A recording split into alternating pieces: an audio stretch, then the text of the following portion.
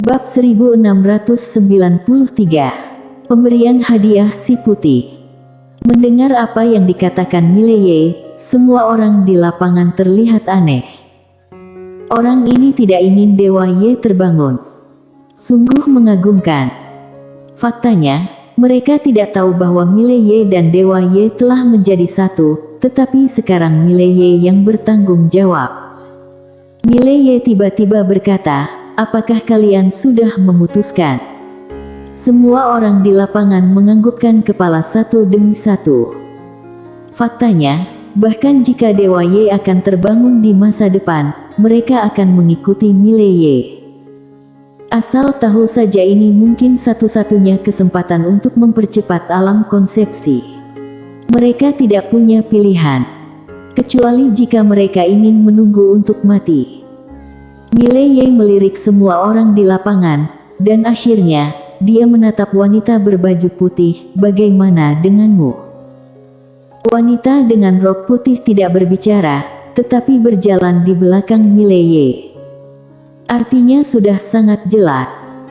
Mileye melirik semua orang, setidaknya ada 460 master alam konsepsi di lapangan. Angka ini masih sangat menakutkan. Jika orang-orang ini dapat mencapai alam konsepsi yang sesungguhnya, akan lebih mengerikan lagi. Terserah si putih. Saat ini, Sagara tiba-tiba berkata, "Tuan muda, kita harus pergi." Mileye memandang Sagara, "Apakah kamu tidak ikut denganku?" Sagara tersenyum tipis, "Tidak. Tidak bisa." Mileye berpikir sejenak, lalu mengangguk, "Sampai jumpa lagi nanti." Sagara juga mengangguk, "Sampai jumpa lagi." Setelah itu, dia dan para biksu tua di sekitarnya berangsur-angsur menjadi ilusi. Setelah beberapa saat, ke-16 orang itu menghilang tanpa jejak. Melihat menghilangnya 16 orang ini, para master alam konsepsi di arena semuanya menghela nafas lega. Di hadapan master alam konsepsi yang sesungguhnya, mereka masih sangat stres. Merasa terlalu besar. Mileye tiba-tiba berkata, "Ayo pergi." Setelah berbicara, dia berbalik dan pergi. Dengan cara ini, Mileye mengeluarkan ratusan orang dari penjara ini. Dia langsung mengirim orang-orang ini ke alam semesta 9 dimensi untuk mencari Livy dan lainnya. Tentu saja, saat melepaskan orang-orang ini, dia mengirimkan beberapa energi ungu. Setelah mendapatkan energi ungu ini, orang-orang ini heboh. Energi ungu ini sama sekali tidak kalah dengan sumber energi kebenaran agung. Dan mereka benar-benar melihat harapan. Harapan untuk mencapai alam konsepsi. Namun, Mileye juga waspada karena dia tahu bahwa orang-orang ini tidak baik. Dia harus memiliki nadia jiu di dalam hatinya. Dia hanya menstabilkan sementara orang-orang ini tidak benar-benar menundukkan orang-orang ini dengan serius. Mileye tidak langsung kembali, melainkan membawa si putih dan Yana ke klan surgawi. Dia perlu bicara dengan ayah. Di tepi danau, Mileye mencari pria berbaju hijau. Pria berbaju hijau tersenyum dan berkata, "Duduk." Mileye duduk di sebelah pria berbaju biru. Pria berbaju biru itu tertawa, "Aku tahu, kamu tidak akan memilih untuk mengambil token itu." Mileye berkata, "Apakah ini ujian?" Pria berbaju biru itu mengangguk, "Betul sekali." Mileye menoleh untuk melihat pria berbaju biru. "Bagaimana jika aku mengambil token itu?"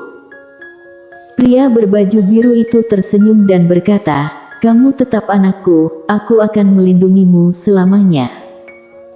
Mendengar ini, Mileye merasa hangat di hatinya.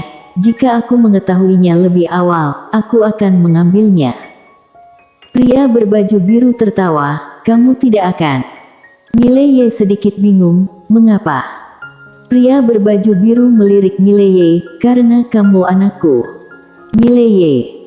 Pria berbaju biru itu memandang ke kejauhan dan berkata pelan, "Apakah kamu tahu apa yang akan kamu hadapi selanjutnya?" Mileye mengangguk, aku tahu.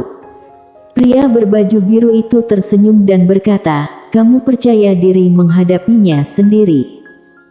Mileye bertanya, bagaimana jika aku tidak tahan lagi? Pria berbaju biru tersenyum dan berkata, hubungi aku jika kamu tidak tahan. Ayah selalu ada di sini. Mileye melirik pria berbaju biru, dulu kamu membiarkanku pergi, hanya karena kamu ingin melatihku. Pria berbaju biru berkata pelan, aku menyesal. Menyesal. Mileye membeku. Pria berbaju biru itu tersenyum dan berkata, aku seharusnya tumbuh besar bersamamu selama ini. Mileye tidak berbicara. Pria berbaju biru menepuk pundak Mileye dengan ringan, jangan salahkan ayah, ya. Setelah Mileye terdiam lama, dia menatap pria berbaju biru, apakah ada manfaatnya? Pria berbaju biru membeku, dia menamparkan kepala Mileye dan mengutuk sambil tersenyum, kamu benar-benar pantas dipukuli. Mileye tersenyum, lalu berkata, ayah, sebelum ayah pergi, bisakah aku membuat beberapa syarat? Pria berbaju biru itu mengangguk, katakan saja. Mileye berkata dengan suara berat, aku ingin si Putih dan Yana mengikutiku. Pria berbaju biru menggelengkan kepalanya, tidak, jika mereka mengikutimu, kamu akan lebih berbahaya, terutama si Putih. Jika dia mengikutimu, kamu bisa sengsara. Mileye hendak berbicara, tapi pria berbaju biru tersenyum dan berkata, aku tahu maksudmu, kamu ingin energi ungunya, kan? Mileye mengangguk. Pria berbaju biru menunjuk sedikit, lalu sebuah cincin penyimpanan muncul di depan Mileye. Mileye sedikit bingung, apa ini? Pria berbaju biru berkata, ada puluhan ribu sumber kristal kebenaran agung. Jika kamu menggunakannya dengan benar, tidak akan sulit untuk mengolah sekelompok master alam konsepsi. Bersambung.